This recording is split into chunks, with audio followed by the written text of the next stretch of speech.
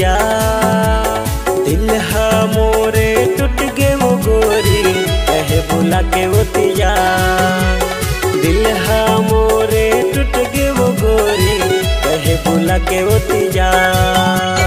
करके इशारा तय हा गोरी, करके इशारा तय हा गोरी मोला बुलाए तिया।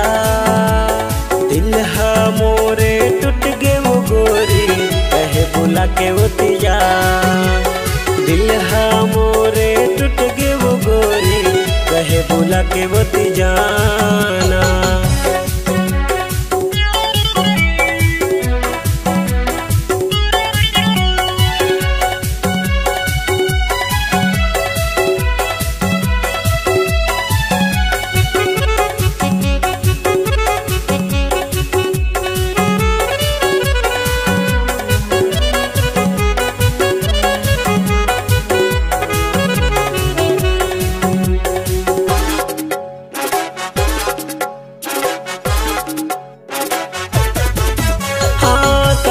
दिन ले सोचत रे कब तो मोला बुलाही कही के।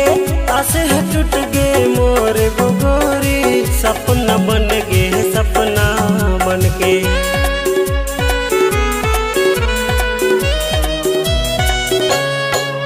हाँ कत दिन ले सोचत रे कब तो मोला बुलाही कही के। आसे है टूट गे मोर गोरी सपना बन गे सपना बन के। नहीं जाने से मोरे दिल के दर्द ला, नहीं जाने से मोरे दिल के दर्द ला बन के रह गे छलिया।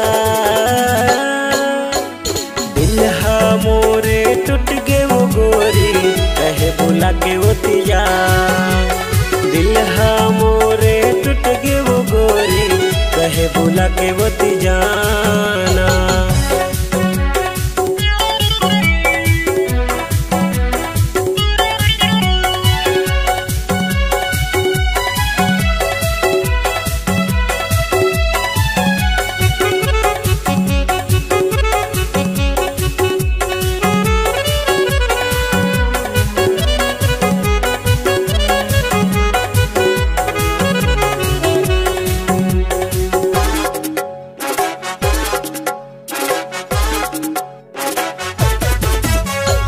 एक दिन तोला बताही कोनो मोर दिल के बात ला। घुट घुट के तय सोचत रहिबे करब फिर एहसास ला।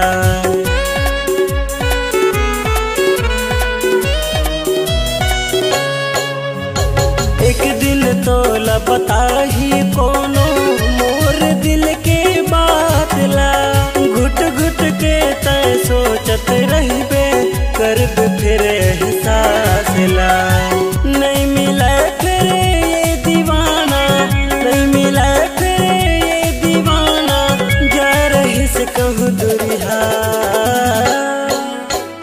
दिल हा मोरे टूट गे वो गोरी कहे बुला के वो तिया। दिल हा मोरे टूट गे वो गोरी कहे बुला के वो तिया।